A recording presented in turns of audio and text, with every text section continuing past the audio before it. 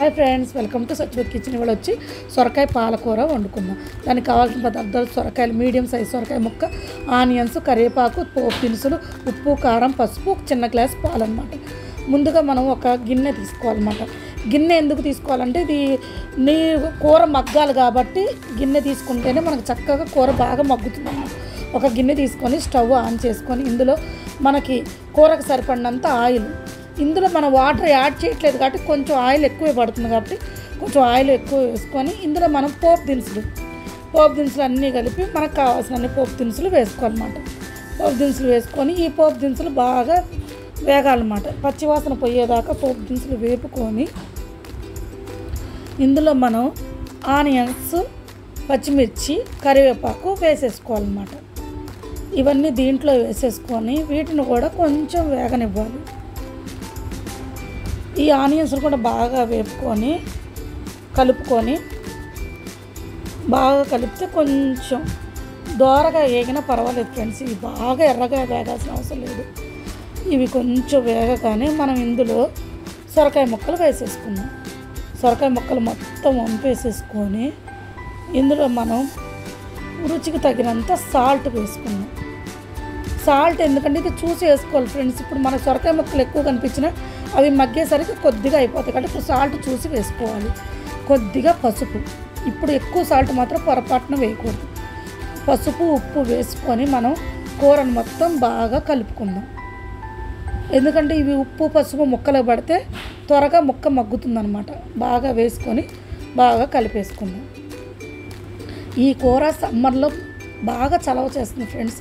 పత్యానికి కానీ, ఏదైనా ఫీవర్లు వచ్చినా కానీ, ఏదైనా ఆపరేషన్స్ అప్పుడు కానీ, మనకి ఏమన్నా ఈ సమ్మర్కి కానీ మన బాడీకి చాలా చలవ చేస్తుంది అన్నమాట. అందుకే ఇది కొంచెం మూత పెట్టుకొని సిమ్లో మగ్గ పెట్టాలి. ఇప్పుడు మనం వాటర్ యాడ్ చేయట్లేదు కాబట్టి మూత పెడితే ఏమవుతుందంటే మంచిగా కుక్ అవుతుంది. ఇప్పుడు మనం ఒకసారి కలుపుకోవాలి. చూసారా ఫ్రెండ్స్, మరి ఇందాక మనం బౌలు ముక్కలు వేస్తే చాలా తగ్గిపోయింది.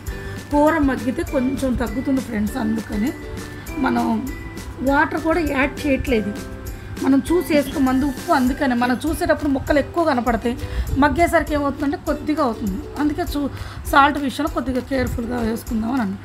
చూసారు ఎంత బాగా మగ్గుతుందో. దీని మీద మళ్ళీ ఒకసారి మూత పెట్టుకొని ఇంకొక 2-3 మినిట్స్ మగ్గ పెట్టుకుందాం. దీంట్లో మనం మళ్ళీ ఒకసారి కలుపుకొని ముక్క మగ్గిందో లేదో టెస్ట్ చేసుకుందాం. ముక్క మనకి ఉడికితేనే కారం వేసుకోవాలి ఫ్రెండ్స్. లేకపోతే మనం కారం అప్పుడే వేస్తే మనకు ముక్క ఉడకుండా వేస్తే పచ్చిగా ఉంటుంది కూర. మనకు ముక్క ఆల్మోస్ట్ ఉడికిపోయింది ఫ్రెండ్స్. ఇప్పుడు మనం టేస్ట్కి తగ్గట్టు, ఇది సొరకాయ కదా కొంచెం చప్పగా ఉంటుంది కాబట్టి కొంచెం కారం యాడ్ చేసుకోవచ్చు దీనికి ఎక్కువ. ఇలా బాగా కారం వేసుకొని బాగా కలుపుకోవాలన్నమాట. ఈ కారం మొత్తం కర్రీకి పట్టేటట్టు బాగా కలుపుకోవాలన్నమాట. చూసారా కర్రీ ఎంత కలర్ఫుల్గా ఉందో, చూడటానికి ఎంత టెంప్టింగ్గా ఉందో. చూడండి ఎంత బాగుందో కూర మాత్రం. దీన్ని ఇలా కలుపుకొని మనం కారం పచ్చివాసన పోవాలి కాబట్టి మళ్ళీ ఒకసారి మూత పెట్టి బాగా మగ్గ పెట్టుకుందాం.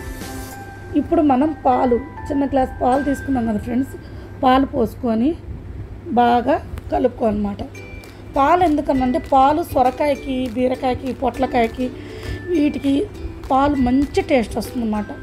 పాలు కూడా పోసుకొని కొంచెం మళ్ళీ పాలు కూడా కొంచెం ఎగరాలి కాబట్టి మూత పెట్టుకొని కుక్ చేస్తుంది. ఇంతే ఫ్రెండ్స్, సొరకాయ పాలకూర.